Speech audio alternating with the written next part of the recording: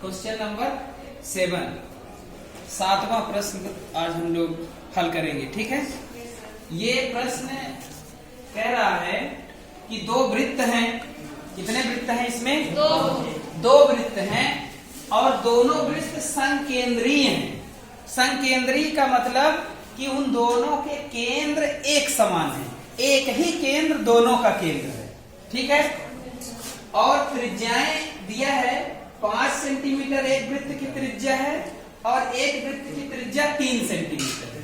ठीक है, मतलब 5 सेंटीमीटर का बड़ा वृत्त है और 3 सेंटीमीटर का एक छोटा वृत्त है। दोनों का केंद्र एक समान है, मतलब छोटा वाला वृत्त निश्चित रूप से उसके बिल्कुल पूर्ण रूपेण अंदर होगा, इनसाइड होगा बड़े वृत्त के। ठीक है, और कह रहा है कि बड़े वृत्त की उस जीवा की लंबाई ज्ञात कीजिए। जो बड़ा वृत्त है बाहर वाला है उसमें एक जीवा खींचना है, उस जीवा की लंबाई हमें ज्ञात करना है जो छोटे वृत्त को स्पर्श करती हो, छोटे वृत्त को वो स्पर्श करती हो और बड़े वृत्त की वह जीवा हो। तो सबसे पहले हम लोग इसका डायग्राम बना लेते हैं। तो मान लीजिए यह एक बड़ा वृत्त है जिसकी त्रिज्या कितनी है? इस बड़े वृत्त की त्रिज्या मान लेते हैं 5 सेंटीमीटर है। ठीक है, यस सर। बड़े वृत्त की त्रिज्या हम लोग 5 सेंटीमीटर का ये खींच लिए। अब एक ऐसा वृत्त बनाना है जो छोटा हो, इसके बिल्कुल अंदर हो, उसका भी सेंटर यही हो। तो एक छोटा सा वृत्त बनाए ले रहे हैं ये।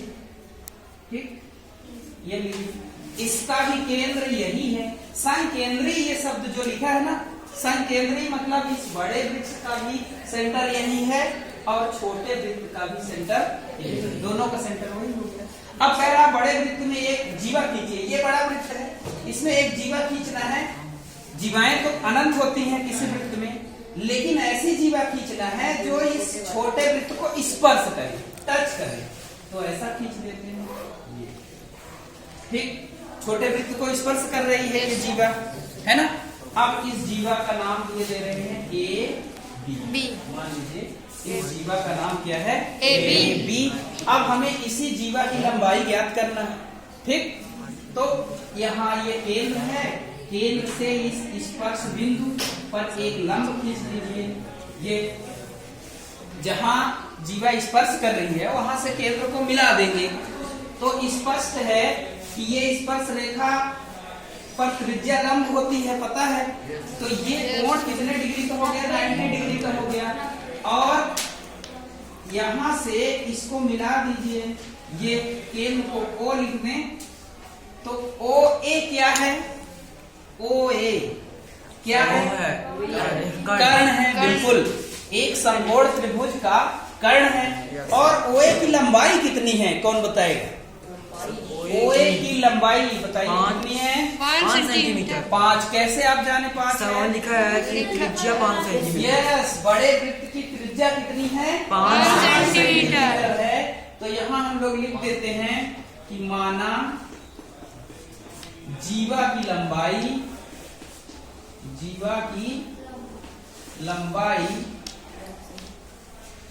AB पूरी जीवा है ना, A से B तक, इसको मान ले रहे हैं 2x है। कितनी है जीवा की लंबाई? 2x सेंटीमीटर है। ठीक है, 2x सुविधा की दृष्टि से माना गया है, आप x भी मान सकते हैं। 2x इसलिए माने हैं कि ये जीवा दो भागों में विभाजित हो रही है।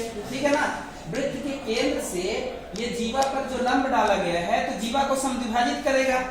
एक थ्योरम है कि वृत्त के केंद्र से जीवा पर डाला गया लंब जीवा को दो बराबर भागों में विभक्त करता है। तो दो भाग कट रहे हैं इस जीवा के। यहाँ मान लेते हैं एक C पॉइंट है, तो A से C तक की लंबाई और C से B तक दोनों बराबर है।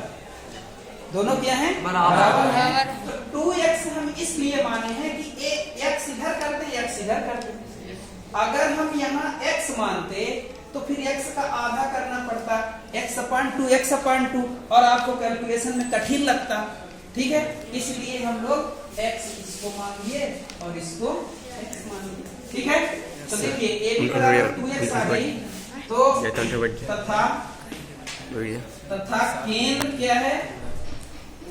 केंद्र O है और OA बराबर कितने सेंटीमीटर है? 5 सेंटीमीटर है, त्रिज्या है। और छोटे वृत्त की त्रिज्या OC कितना है? 3 सेंटीमीटर है। ये छोटे वृत्त की त्रिज्या हो गई, है ना। और इस तरह हम लोग अब चलते हैं समकोण त्रिभुज ABC में। समकोण त्रिभुज ABC नहीं, OCA। कौन सा त्रिभुज बन रहा है? OCA में कौन सी प्रमेय लगाएंगे? पाइथागोरस प्रमेय। कोई थेल्स बोल रहे हो? कौन सी प्रमेय लगनी है यहाँ? पाइथागोरस प्रमेय। यहाँ हमको कर्ण पता है ना, कितना है? 5 सेंटीमीटर है। लंब भी पता है, आधार पता करना है, तो कौन सी प्रमेय लगाना है यहाँ? पाइथागोरस थ्योरम लगाएंगे यहाँ। पाइथागोरस प्रमेय से,